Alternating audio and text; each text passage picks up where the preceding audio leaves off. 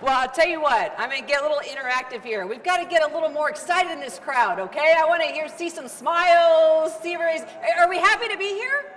Happy to be here? Yes. How can you not be happy with all the freebies, right? And all these amazing booths. All right, so here's my question to you. We're going to talk about family fertility and what it means to really have it all. And if you don't mind, I want to see if anybody in this audience will tell me, just in your own words, define to me what it means to have it all.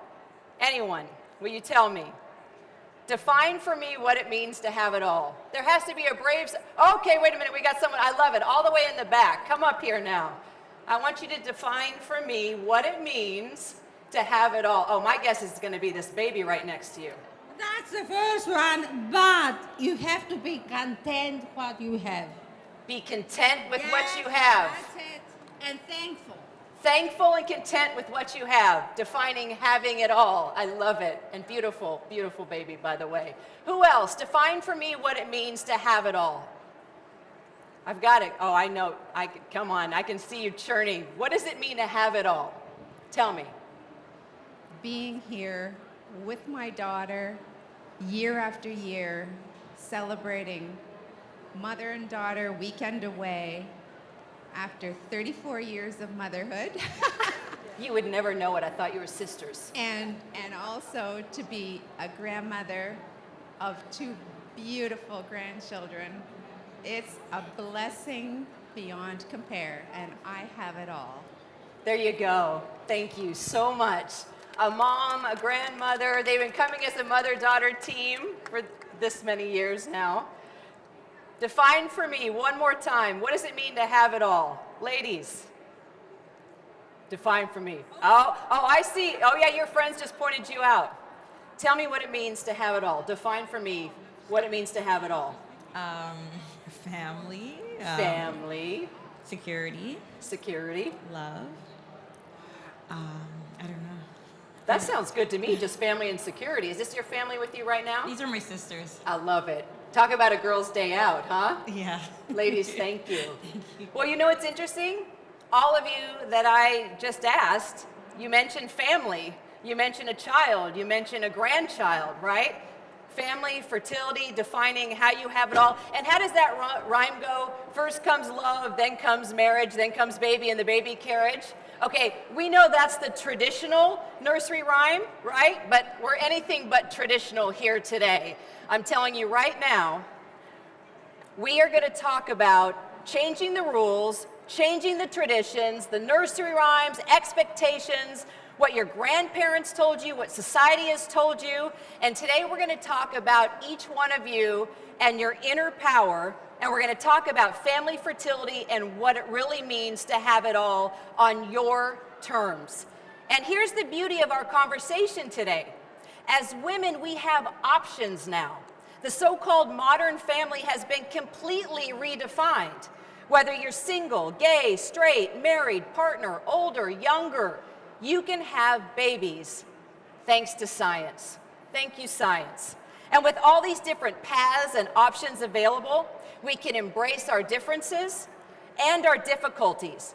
And by sharing my story and the stories of others, I hope that I can inspire you in some way, encourage you in some way, educate you, and hopefully make you laugh at some point in the next 20 minutes, okay? I'm hoping that each one of you, if need be, will be able to tap in to your inner power today, and together we can grasp that strength from within that can sustain our spirit and revitalize our determination. And some of you may be saying, I don't really need that. I'm doing just fine. Where's the free champagne? Was free champagne okay? Okay, I'll work on that, I promise. Now, for those of you who have experienced infertility or are facing it now, never be ashamed of your story.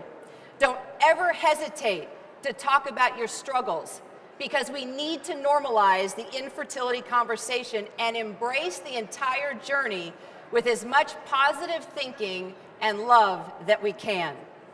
Women and couples who are open about their experiences with infertility can provide inspiration and solidarity to others who are also struggling with building their families. which is exactly why I'm here to share my story with all of you today.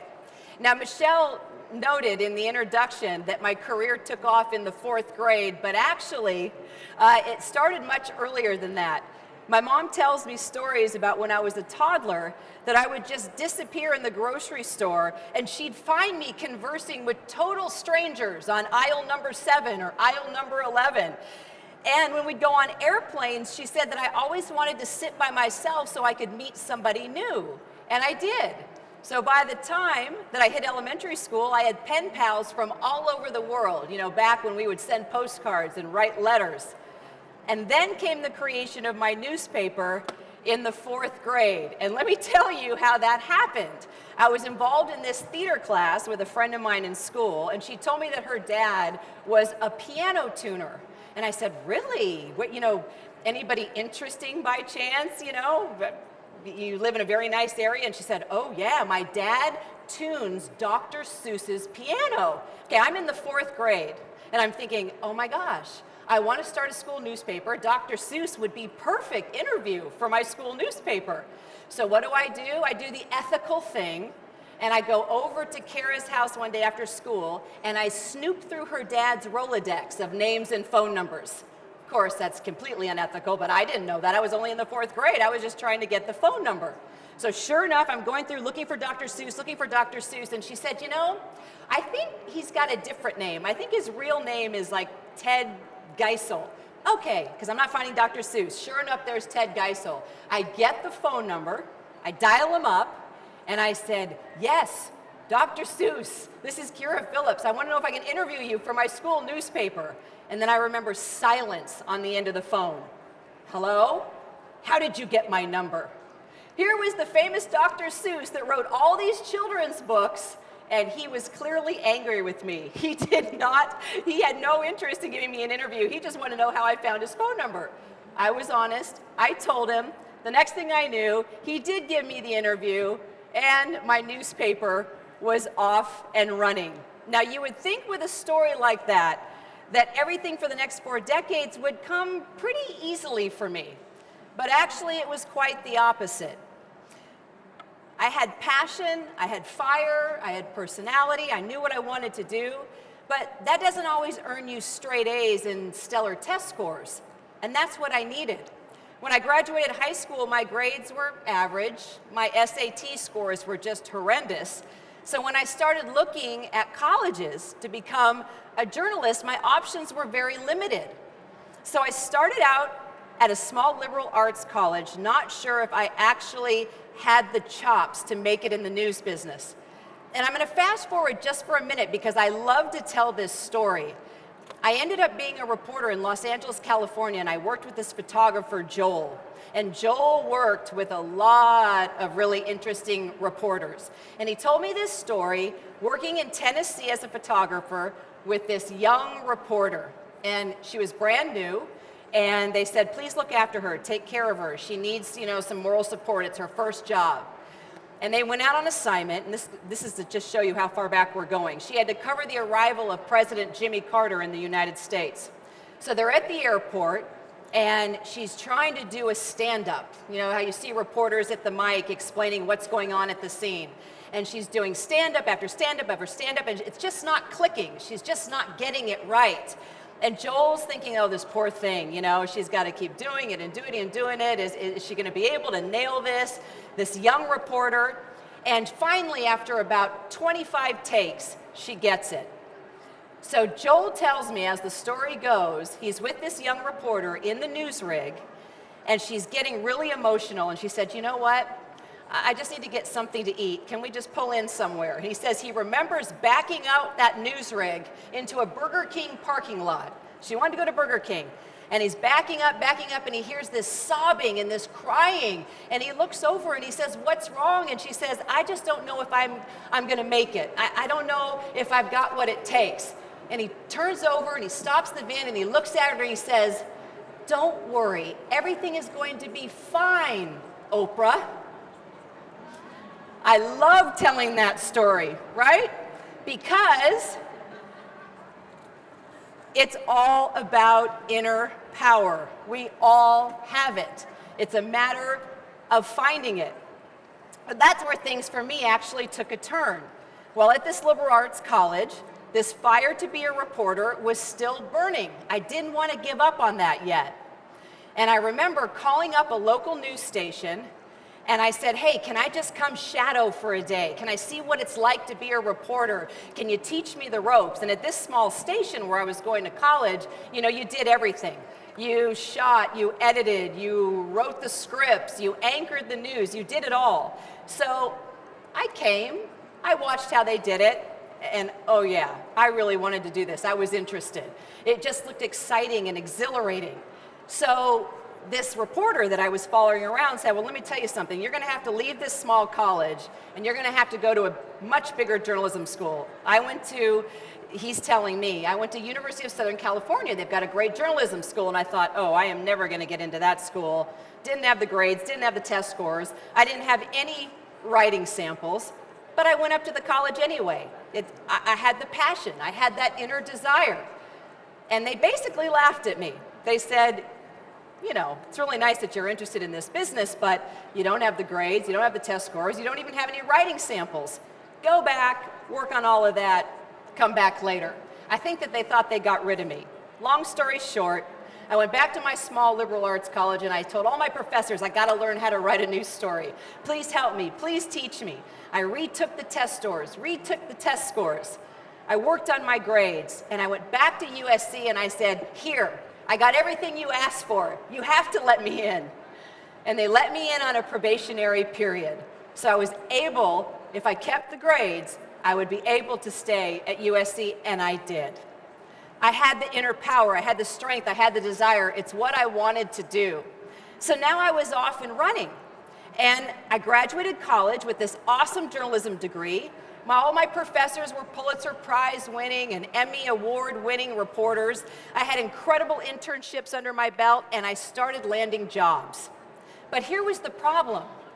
I still wanted love. I wanted family. I wanted kids. I wanted to be like this mother and daughter here in the front row who talk about the joy of their friendship. I wanted that with a child as well. But there was just no way I could do that and continue climbing in my career. And even if I tried, let me tell you something. My dating life was not going so well from city to city, and let me just give you a couple of examples. My first job was in Lubbock, Texas, okay, small little town. And I was asked out by a cowboy cop. And when I say a cowboy, I mean a true cowboy. Now, I don't know about any of you ladies, but have you ever had a date with a cowboy and they have a Stetson cowboy hat? Hey, look, wait a minute. There's an event here in Canada. Where is it? Where they wear the cowboy hats. Yes, thank you. All right, and the Stetsons are like this long and this wide. So, you know, if you can't dance with somebody like that, right? Let alone try to give them a little kiss on the cheek. It just wasn't working. So, yeah, that was not. I saw at that moment this was not going to happen. Then, of course, there was Los Angeles, California, where I get a job. And I get asked out by a very attractive young fighter pilot. Oh yeah, he knew how to maneuver an F-18, that is for sure. But after dating just a couple of months, I found out that he was also maneuvering me, a wife, a girlfriend. So that wasn't going to work. So what did I do? Being a journalist, an investigative reporter, I got the wife on the phone, along with the girlfriend and me, and when he came home from work that day, the only thing going supersonic were my bags, right off the porch. See you later.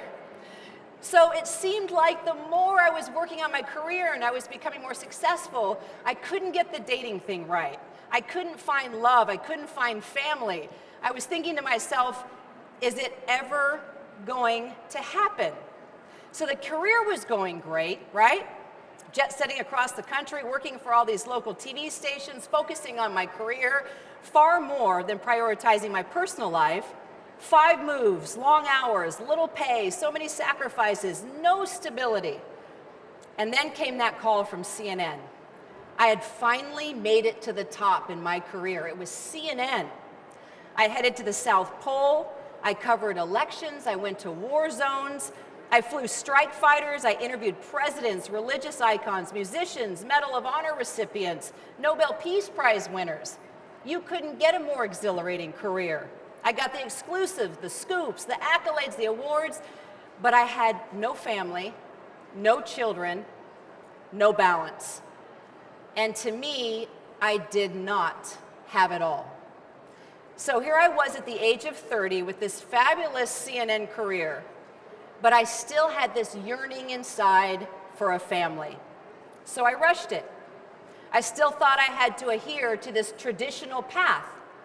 I married the first charming man who came my way, and at that moment, when I did that, I realized I had made a mistake, and yes, it turned out to be a disaster. It took me a decade to figure things out and deal with my guilt, my shame, and my pain. So you know what I did? Like every woman in my position, I filed for divorce, and I immediately went to Baghdad. That's right, I went to war. So I go to Baghdad, I'm covering the war. I told people, wow, I've never slept so well. This is crazy.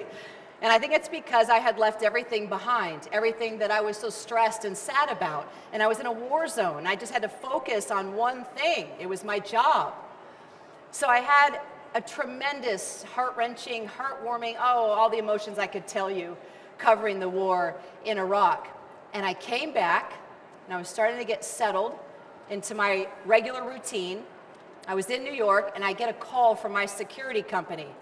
There's an alarm going off at your house. And I thought, that's odd. So I call the neighbor, and I say, hey, do you mind just running next door and taking a look at the house, and does everything look okay? My alarm company is calling me. My neighbor calls me back, hyperventilating. Could barely speak. Kyra, nobody broke into your house, but, and I'm like, what, Mimi, tell me. She said, your house is flooded. Everything's swimming, everything downstairs, everything's caved in. Your whole house is a swimming pool. So I sat back for a moment, took a deep breath, and I thought, okay, this is gonna be interesting. Sure enough, a pipe had burst upstairs. My house had flooded. I had lost everything. I was divorced. I had no family, no children. I remember coming home and sitting on my porch and looking back at my house that had been gutted and thinking about my age and my position in life, and I panicked. Everything to me was gone. And I thought to myself, what now? I wanted to have it all. My definition of having it all, and this wasn't it. So I decided it was time. It felt right, and I really wanted to have a baby. And hey, the timing was perfect, right? I was divorced, I just lost all my earthly possessions, my house was gutted, and I was 40. Perfect time to have a baby, right? So I thought, if there was a time to dig deep and find my inner power, this was definitely it. So I decided to explore fertility and have a child as a single mom. So how did I do that? And this is where it becomes very non-traditional, right? What we're told as women and what we're supposed to do. Here I was with no potential partner in life. So I called up one of my best friends who's gay, and I said, here's the deal, Matt. I'm gonna go through fertility. I wanna be a mom, and this is the only way that I can do it. Thank goodness for science and the ability to do that, and the fact that the modern family has been completely redefined. What do you think? And he said, sure. I said, okay, you're gonna have to go to the fertility clinic and donate your sperm. Okay, sure, no problem. So we get to the fertility clinic, and he arrives, and we check in, and he goes into the back room, you know, very warm setting, nice music, and as you ladies know, he had to give his donation. So he comes back out, and he looks devastated. His face is pale, he looks really uncomfortable, and I said, Matt, what's wrong? And he said, well, you know, I had to give a donation. The only problem is I'm gay, and all they had were female movies and female magazines. It was very difficult. Poor Matt. He didn't do very well after that. Going to the, quote, happy room wasn't so happy for Matt, but he did it. I had my sperm donation. I was ready to be a single mom. But to make matters worse for Matt during this whole process, I met my husband, John. Great for me, but Matt's excitement about having a baby pretty much dimmed. Now, I think many of you Canadians here may know my husband, J.D. Roberts, a proud Canadian who launched Much Music, known for his fluffy mullet and parachute pants. Yay, I love it. Yay, woo! Finally, I get a round of applause. It's for my husband, my Canadian husband. Yes, we love our Much Music, right? Well, I, of course, was over the moon to meet my husband, but poor Matt had not only suffered through female porn, he was no longer going to be my sperm donor either, so we had to move forward. Now, even though I had met the love of my life, we still had to go through the fertility process, and due to age and physical circumstances, that was, no shock for me that it was going to be difficult, because whether it was my grades, SAT scores, college options, love life, dating life, having a baby, being blessed with the everything in life comes easy for her, well, that moniker, it was never going to happen for me. So yes, the fertility process is tough.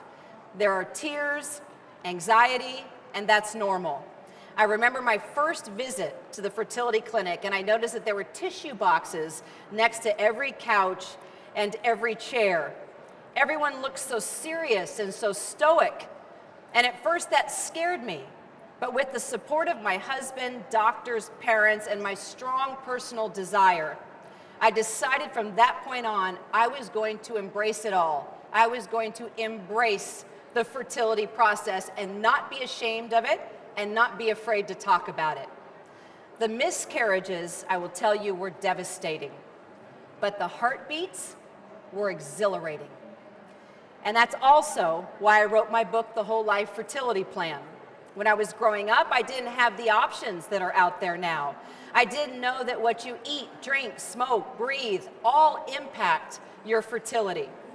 Younger women can now freeze their eggs and carry a child later in life instead of feeling rushed like I did, leading to monumental mistakes.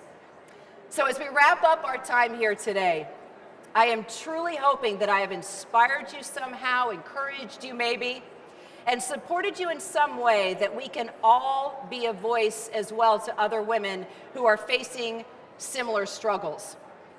And by the way, don't ever assume that the problem is all on you, ladies. Men have infertility issues as well, and there's a lot you need to know before you panic or think that your window has closed. Explore all your options and ask questions.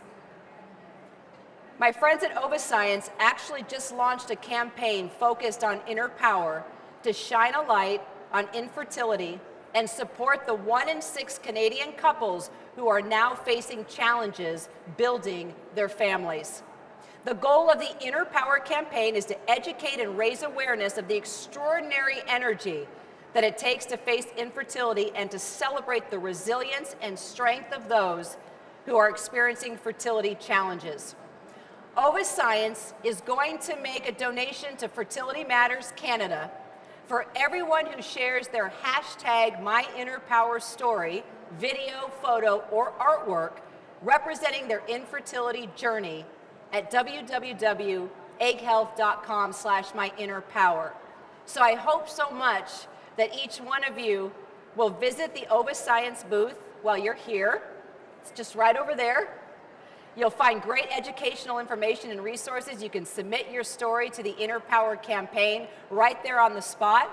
I'll also be there signing copies of my book. We'd love to chat with all of you and meet you.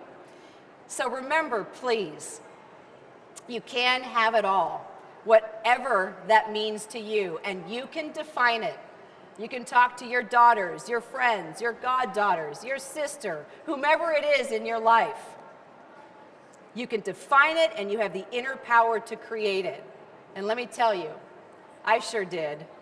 And their names are Sage and Kellen. Thank you so much. for your time and your patience and listening to me. It means a lot to me. And I love just seeing how you were sharing your stories with me, responding, and being so gracious. Thank you, all of you. Of course, it's Canadian style, right?